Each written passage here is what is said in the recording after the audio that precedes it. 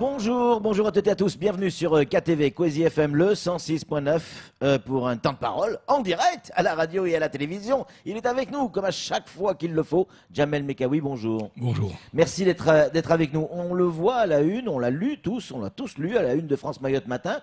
Le recensement annuel, c'est pas tous les ans.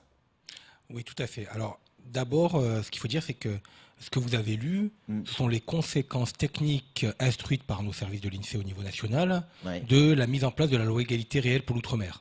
Donc c'est quand même quelque chose d'important. Il y a eu en février 2017 une loi égalité qui parlait pas mal de choses, dont les taxes d'habitation qui avaient été beaucoup plus évoquées. Et il y avait un sous-item qui était le recensement, et dans lequel on demandait à l'INSEE de faire converger le dispositif vers le dispositif métropole.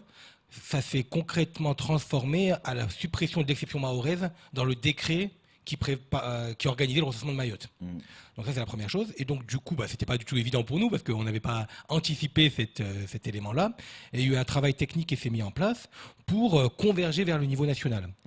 Et pour reprendre exactement les thèmes de votre question, on a senti, j'ai senti dans les réactions de beaucoup d'interlocuteurs de Mayotte, que dans le mot recensement annuel, beaucoup pensaient qu'en fait ça voulait dire un recensement exhaustif chaque année. Que tous les années on faisait la même chose que ce qu'on avait fait en 2017 ou en 2012. Et ça ne sera pas le cas, ça sera dans 5 ans. D'abord c'était pharaonique, et en fait c'est pas la méthode nationale. En pratique, un recensement comme en métropole, c'est que chaque année on fait un recensement, ça c'est vrai, mais sur un bout du territoire. Donc on fait des petits bouts, et ces bouts cumulés aboutissent au bout de 5 ans à établir un résultat de population pour chacune des communes du territoire. Ça veut dire aussi, Jamel, qu'on n'aura pas un nouveau recensement avant 5 ans. On n'aura pas des résultats. Oui. C'est-à-dire que là, on n'aura pas de nouveau. C'est-à-dire que les chiffres que l'on connaît aujourd'hui, pendant 5 ans, ça sera les mêmes. Exactement. C'est-à-dire même on peut dire 8 ans par rapport à la dernière fois. Oui, c'est ça. Donc en pratique, aujourd'hui, l'hypothèse de base, c'est de faire le premier bout de recensement en 2021. Puis 2022, 23, 24, 25. Donc 5 campagnes de recensement successives, donc les petits bouts que je vous ai évoqués, et ça aboutit, on a dit les petits bouts, bon, je ne vais pas tout détailler, ça va être trop technique, à un résultat de population diffusé au 1er janvier 2026. Donc là, la dernière population légale, elle en date du 1er janvier 2018. On s'oriente vers une réactualisation de ce chiffre pour dans 8 ans. Est-ce que ça veut dire que les dotations qui sont faites aujourd'hui ne changeront pas pendant 5 ans ou n'auront pas changé pendant 8 ans? Alors, on ne peut pas y répondre. En pratique, la question aujourd'hui des populations et des dotations, elle est connectée. Mais ce n'est pas obligatoire. C'est-à-dire qu'il y a une réflexion... en général, l'État s'appuie là-dessus. Il s'appuie là-dessus, mais... Ils peuvent faire plus. Compte tenu du cas très très particulier, vraisemblablement des réflexions vont être menées entre les collectivités et les services de la préfecture, la DGCL, pour réfléchir à ces dotations. Naturellement, les dotations sont corrélées à la population, on voit bien, mais ce n'est pas une obligation technique. Là, on a un dispositif totalement novateur, on ne le fait pas tout le temps. La dernière fois qu'on l'a fait, c'était en métropole, entre 1999 et 2009. Il y a une réflexion complémentaire à mener qui, là, pour le coup, n'est plus du tout dans la sphère INSEE. Samuel Baucher, le rédacteur en chef de France Mayotte Matin, a une question à vous poser, Jamel. Question toute bête. Vous venez d'y répondre, mais en même temps, il faut que ce soit vraiment précis pour tout le monde. Le dernier recensement, c'était en 2017. Aujourd'hui, nous passons à un mode de calcul annuel.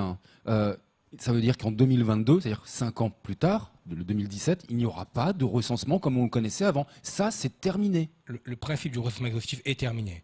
Il a été éliminé ou supprimé des textes par l'application de la loi EROM de 2017. Donc aujourd'hui, il n'y a pas de cadre juridique pour faire un recensement exhaustif. Ce qui doit s'appliquer, c'est le recensement dans le cas de l'ECADERED, identique à tous les territoires, métropoles et autres départements d'outre-mer. Allez-y, Samuel. J'ai une autre question. Pourquoi commencer le calcul à partir de 2021 et pas le faire dès maintenant? Il y a des éléments techniques à préparer. En fait, vous n'êtes pas rapide là sur le coup quand même. Alors, Jamel. De manière très très précise, l'arrivée d'un recensement, c'est pas du tout anodin. Alors pour nous, ça veut dire constituer une équipe, mettre les moyens techniques associés, mettre l'informatique en place, ça a l'air de rien, mais l'informatique associée à un recensement, c'est quelque chose d'énorme. Et de manière un peu plus complexe encore, on a besoin d'avoir des réflexions complémentaires sur la nature du bâti à Mayotte. Il ne vous a pas échappé que plus d'un tiers des logements étaient en tôle à Mayotte. Et en fait, on ne doit pas tout de suite appliquer la même méthode que le national sans trop réfléchir. Alors, je donne un exemple. Quand on enquête dans le recensement, une année, on va dans un quartier à gauche, et après, l'année dernière, un quartier à droite. Mais à Mayotte, il est possible que les gens, d'une année à l'autre, aient bougé. Donc on a besoin d'identifier, de bien réfléchir à la manière du bâti, à l'instruction méthodologique sur les éléments pour aboutir.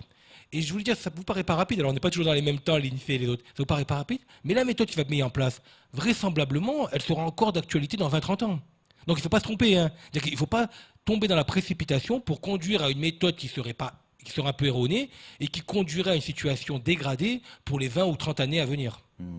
Vous pouvez revenir sur cette histoire de 8%, c'est pas très clair pour nous. On a cru comprendre que la base de réflexion pour faire ça tous les ans, c'est 8%. Mais est-ce qu'on est sûr déjà du contenu de ces 8%?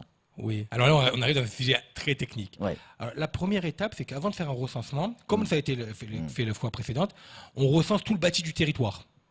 Donc on a une enquête qu'on appelle enquête cartographique, où on va sur le territoire et on recense le bâti. En l'occurrence, dans le cas présent, on va diviser le territoire en 5 morceaux. Et on ira sur ce 5e de territoire pour recenser tout le bâti. Ça, c'est notre base. Une fois qu'on aura recensé ce 5e, une année, on va aller sur le territoire et on va échantillonner une partie des logements sur ce bout. D'accord. On fait ça 5 années d'affilée, donc ça fait 40% en fait. Et à chaque fois, c'est pas la même partie, j'imagine. C'est pas la même partie, on cumule les parties. Ces petits bouts agrégés, plus extrapolés avec la méthode de sondage que j'ai précisée, aboutissent à la constitution du chiffre final. Oui, mais si je fais 5 x 8, ça fait pas 100. Non, on n'est pas 100%. Ouais. Il y a un échantillonnage. Et l'échantillonnage, il est de 40%? Ça veut dire que globalement, sur un... Oui, exactement, bravo. Ouais. Il est de 40% sur un... Vous m'avez suivi, 40% sur le petit bout qui a été échantillonné la première année. D'accord. Alors, question qui, je ne veux pas être trop technique, mais je ne veux pas perdre nos auditeurs, mais quand vous faites vous divisez le territoire en 5, on a bien compris, sur le bâti. Or, à Mayotte, pardon, mais le bâti bouge. On a des bangas qui bougent, des populations qui bougent, qui migrent d'un quartier à un autre. On l'a connu, Samuel. C'est ce que vient de dire justement Jamel. Oui, mais justement, mais la difficulté, comment vous allez faire pour... imaginons que si l'on était en métropole, il faut faire la même chose avec des caravanes? Pas exactement, mais c'est la limite de la méthode. C'est-à-dire que cette méthode-là, elle prévoit en fait d'enquêter chaque bout et d'additionner les bouts. S'il y a eu des transferts de population d'un bout à l'autre, on peut être dans cette situation où on ne les compte pas du tout, ou on les compte double. S'ils ont été recensés une année, ils bougent tous et ils vont dans l'endroit où on est recensé, ils peuvent compter double. Donc cet aléa, il est accepté au niveau national. C'est-à-dire qu'on sait que la méthode de recensement par extrapolation, elle conduit à ce petit écart qui peut être plus amplifié, mais en plus c'est en moins. En moyenne, c'est 0. Mais ça peut être positif ou négatif. Mais c'est une vraie question de méthodologie associée au recensement qui, pour le coup, est très adapté dans les pays en pays développés et qui a cette limite pour nos territoires. Vous êtes collecteur de ces informations, générateur en partie, mais les mairies vont avoir un rôle à jouer hyper important. Plus que ça.